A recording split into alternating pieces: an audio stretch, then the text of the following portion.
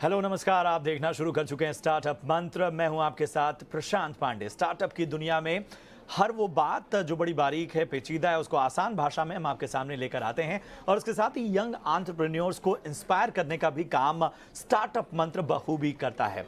दिग्गज हमारे साथ जुड़ते हैं और उनसे खास चर्चा में हम समझते हैं इस पूरे इकोसिस्टम के चैलेंजेस के बारे में, इसकी तमाम बातों को, बड़ी बारीक बातों को हम डिकोड करने की एक तरह से कोशिश करते हैं।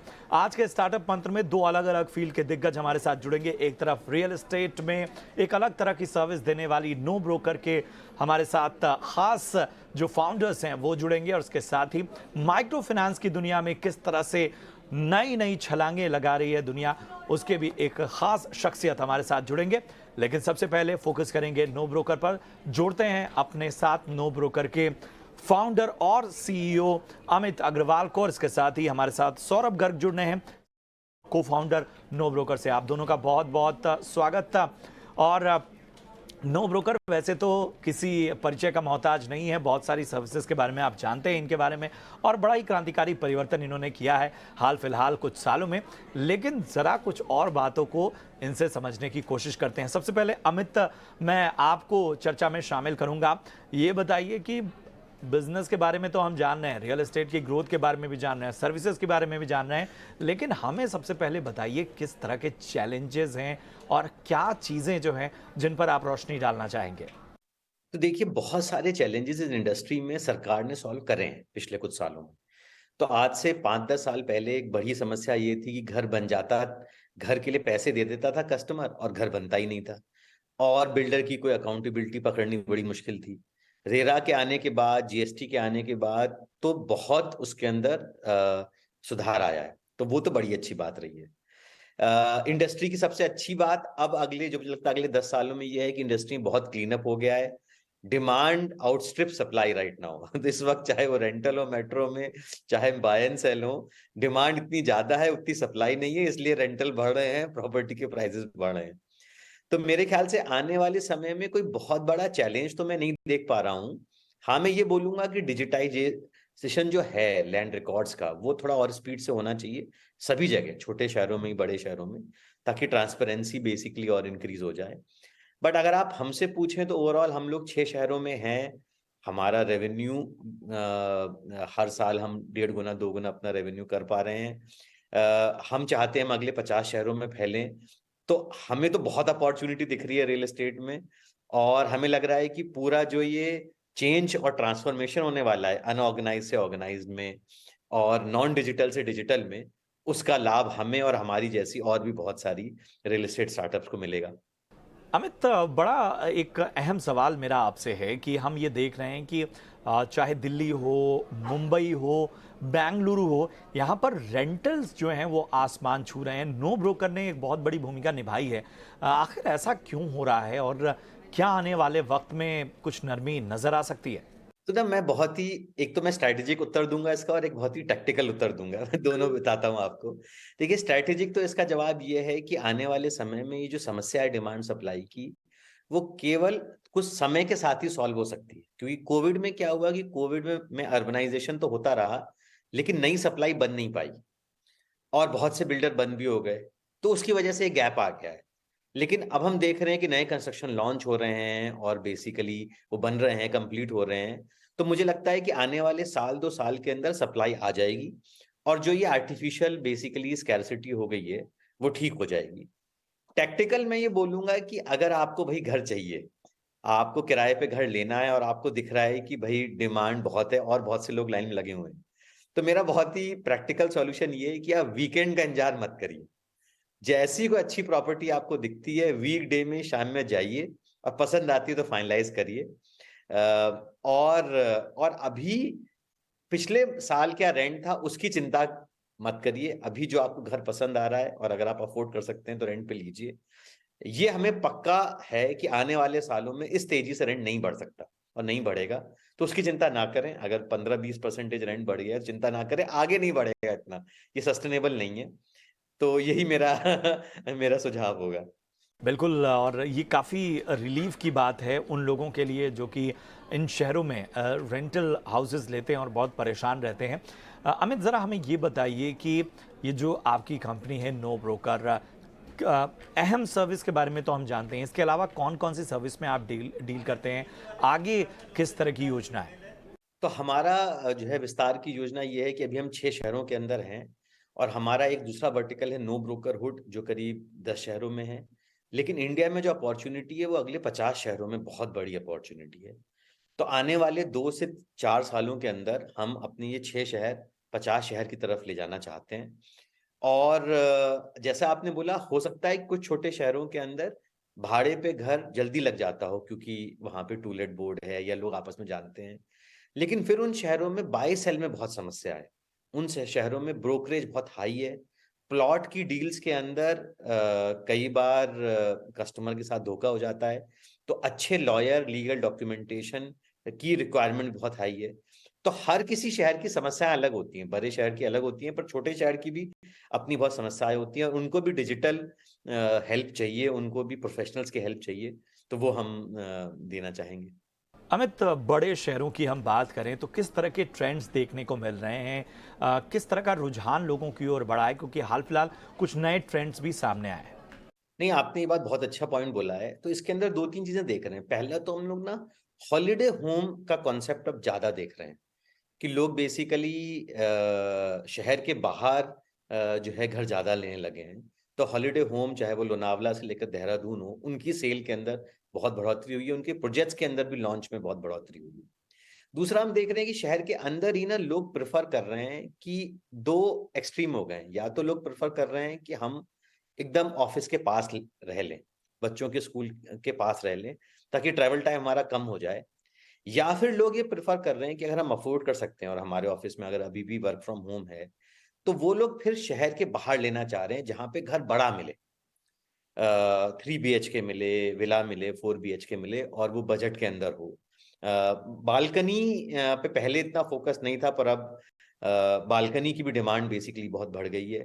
पेट्स पे फोकस बहुत हो गया है, तो लोग चाहते हैं कि पेट फ्रेंडली घर उनको मिले। तो ये हमने बेसिकली कुछ ट्रेंड देखे हैं कि लोग पेट फ्रेंडली बड़े घर, मोर एम्यूनिटीज चाहते हैं जब तक वर्क फ्रॉम होम अवेलेबल है, या फिर वो एकदम ऑफिस के बगल में, स्कूल के बगल में चाहते हैं। पर वेकेशन होम्स का भी एक बहुत अच्छा वो है कि अच्छा ठीक है, चलो normal day to day life में नहीं जा सकते कहीं दूर, लेकिन जब कभी समय मिले तो क्या हम शहर की भागम भाग से दूर निकल सकते हैं कि नहीं। अमित, मेरा आखिरी सवाल आपसे ये है कि जो यंग एंटरप्रेन्योर्स इस फील्ड में अपनी किस्मत आजमाना चाहते हैं, उनको सबसे अहम सुझाव क्या होगा स्टार्टअप की दुनिया के लिए? आपकी ओर से क्या अहम सलाह उनके लिए होगी? तो देखिए, मेरी सलाह ये होगी, मेरी सलाह दोनों एक्सट्रीम पे होगी। पहले एक्सट्रीम पे तो ये होगी कि बहुत सारे टीवी शोज को देख के ज्यादा एक्साइटेड ना होवे, क्योंकि स्टार्टअप एक बहुत ही कठिन यात्रा है। तो अगर आपको पूरा भरोसा है तभी इस यात्रा में आए।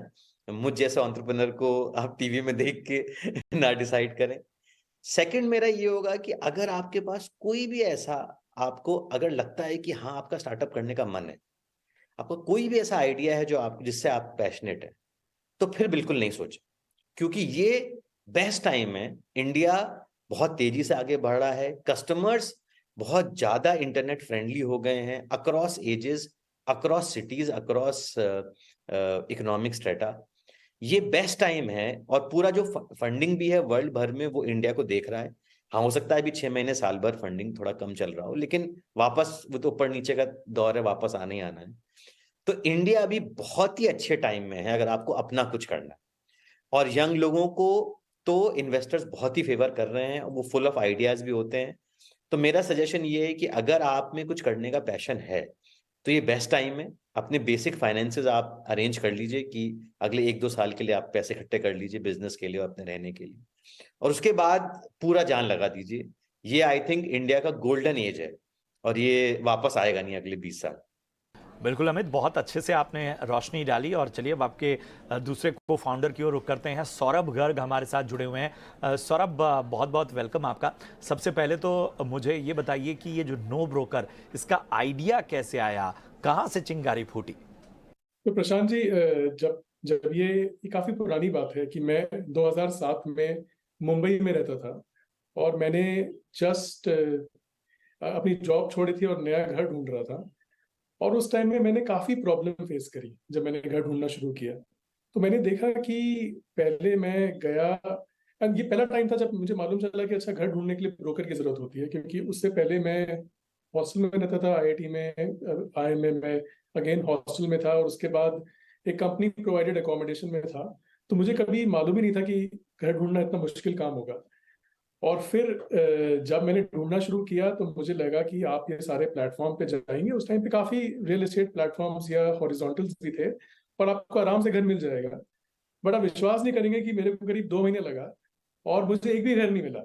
तो 2 महीने तक मैंने बहुत स्ट्रगल किया, और फिर फाइनली जाके मैंने एक ब्रोकर से बात करी और उसने मुझे बहुत ही खराब घर दिखाने शुरू करे। जब मैंने बोला कि इनमें से मुझे कुछ भी समझ नहीं आ रहा है, मैं आपको छोड़ के जा रहा हूँ, किसी और के साथ काम करूंगा, तो उसने मुझे एक ढंग का घर दिखाया, जो फाइनली मैं इतना थक चुका था तब तक कि मैंने वो घर ले लिया।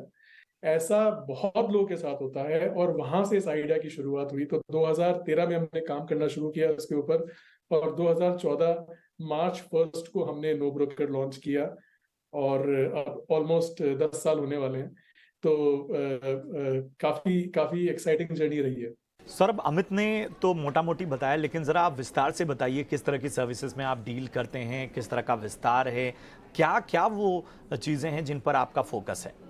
तो नो ब्रोकर एक ऐसा प्लेटफॉर्म है जो जो ओनर्स और टेनेंट्स और बायर्स और सेलर्स को डायरेक्टली कनेक्ट करता है, बिना किसी ब्रोकर के, बिना किसी इंटरमीडियरी के, बिना किसी ब्रोकरेज के। तो आप अगर अपना घर खरीदना चाहते हैं, घर बेचना चाहते हैं, या घर रेंट पे लेना चाहते हैं, या घर रेंट पे देना चाहते हैं, तो आप नो ब्रोकर के थ्रू बिना ब्रोकरेज के ये काम कर सकते हैं, इसलिए हमारा नाम नो ब्रोकर है। और over a period of time हमने ये भी रियलाइज करा कि बहुत सारी सर्विसेज हैं जो लोगों को चाहिए इस पूरी रियल एस्टेट जर्नी में। तो अगर आप फॉर एग्जांपल टेनेंट हैं और अगर आप घर ढूंढना स्टार्ट कर रहे हैं, तो घर ढूंढने के बाद आपको रेंट एग्रीमेंट चाहिए, आपको पैकर्स एंड मूवर चाहिए, क्लीनिंग सर्विसेज चाहिए। सिमिलरली अगर आप ओनर हैं तो आपको पेंटिंग करानी होगी घर की। अगर आप बायर हैं तो आपको होम लोन चाहिए, सेल एग्रीमेंट चाहिए, मॉर्गेज चाहिए। तो ये सारी सर्विसेज हमारे प्लेटफॉर्म पे अवेलेबल हैं। Now we are a one stop shop. आपको कुछ भी करना है अपनी रियल एस्टेट जर्नी में, आप नो ब्रोकर पे कर सकते हैं, आपको कहीं जाने की जरूरत नहीं है। एकदम ही सीमलेस है, हर एक सर्विस का एकदम क्वालिटी सर्विस आपको मिलेगी नो ब्रोकर पे, एंड एंड टू एंड आप पूरा काम नो ब्रोकर पे ही कर सकते हैं। हमारा फोकस यही है कि हम लोगों को और ज्यादा से ज्यादा घर दिला सकें, लोगों को बेटर सर्विस प्रोवाइड कर सके, और जहां भी उन्हें लगता है कि उन्हें अभी अच्छी सर्विस नहीं मिल रही है इस जर्नी में, या कहीं जहां भी दिक्कत फेस कर रहे हैं, नो ब्रोकर वहां पे उनका साथ देगा और हम उनकी प्रॉब्लम सॉल्व करेंगे। यही हमारा उद्देश्य है।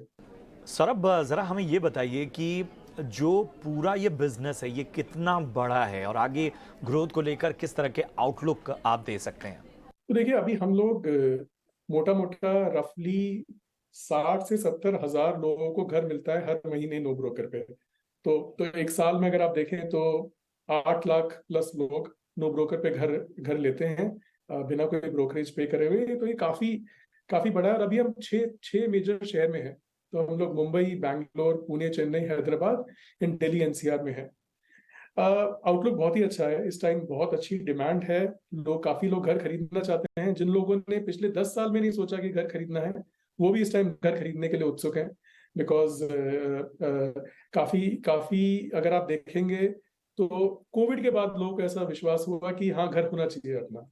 एंड अगर आप देखेंगे तो पूरा रियल एस्टेट सेक्टर काफी अच्छा कर रहा है इस टाइम पे, तो बहुत डिमांड है, and it's an upcycle in real estate, और हमें लगता है कि ये कंटिन्यू करेगी। तो घर घर वाला एक जो है बाय वाला, वो काफी अच्छा कर रहा है। रेंटल की भी बहुत डिमांड है, बिकॉज काफी लोग जो अपने होम टाउन्स में चले गए थे कोविड के टाइम पे, अभी वापस आ गए हैं, और रेंटल की डिमांड भी मेजर शहरों में काफी ज्यादा है। आप लोगों ने सुना भी होगा कि रेंट्स बहुत बढ़ गए हैं, which is also true across metros. अगर आप चाहे बैंगलोर की बात करें, पुणे की बात करें, मुंबई, हैदराबाद, सब जगह रेंट्स भी काफी बढ़ गए हैं। तो इसमें नो ब्रोकर ऐसा प्लेटफॉर्म है जो इन लोगों को ट्रांसपेरेंसी के साथ कनेक्ट कर रहा है, बिकॉज इसमें ऐसा कुछ नहीं है कि कोई एक्सटर्नल दबाव है कि या कोई इन्फॉर्मेशन एसिमेट्री है जो ब्रोकर क्रिएट करता है कई बार। तो एकदम ट्रांसपेरेंट तरीके से ट्रांजैक्शन होता है। बिल्कुल सौरभ, और ये तो हमने आपके कारोबार के बारे में जानकारी ले ली, लेकिन ज़रा मुझे ये बताइए कि किस तरह की रिकमेंडेशन होगी आपकी स्टार्टअप वर्ल्ड को और ज़्यादा बेहतर बनाने के लिए, चाहे फंडिंग के लिहाज से हो, चाहे किसी और सहारे के लिहाज से हो? अगर सरकार थोड़ा सा और हेल्प करे कि जो एकदम ही यंग कंपनीज हैं, जो कि एकदम ही इन्फेंसी में होती हैं, जैसे कि कैंपस पे कंपनीज हैं जो कि यंग स्टार्टअप एंटरप्रेन्योर स्टार्ट करना चाहते हैं, अगर उसमें थोड़ा फंडिंग का ज्यादा इंपॉर्टेंस मिल सके। बिकॉज अभी क्या होता है कि यूजुअली फंडिंग थोड़े थोड़े से जब स्टार्टअप्स ग्रो हो जाते हैं तब ज्यादा इजीली मिलती है, एकदम यंग स्टार्टअप से थोड़ा फाइट होता है अभी भी। तो अगर जैसे कि आप देखेंगे कि बहुत सारे यूएस वगैरह में, स्टैनफोर्ड में है या एमआईटी में, एकदम यंग स्टार्टअप्स जो कि कैंपस पे ही बनते हैं, उनको भी फंडिंग मिलती है। I think that could be a great opportunity for India, because हमारे पास बहुत ही होनहार बच्चे हैं जो कि कॉलेजेस में हैं, और वहीं से अगर वो स्टार्ट कर सके तो स्टार्टअप इकोसिस्टम और बेहतर हो सकता है। बिल्कुल सौरभ, बहुत अच्छा लगा आपसे और अमित से बातचीत करके, और उम्मीद है कि आप आगे भी बेहतर और बेहतरीन तरीके से काम करते रहेंगे, और आपको भविष्य की आपकी योजनाओं और आपके कारोबार के लिए ढेर सारी शुभकामनाएं। चलिए, ये तो बात हुई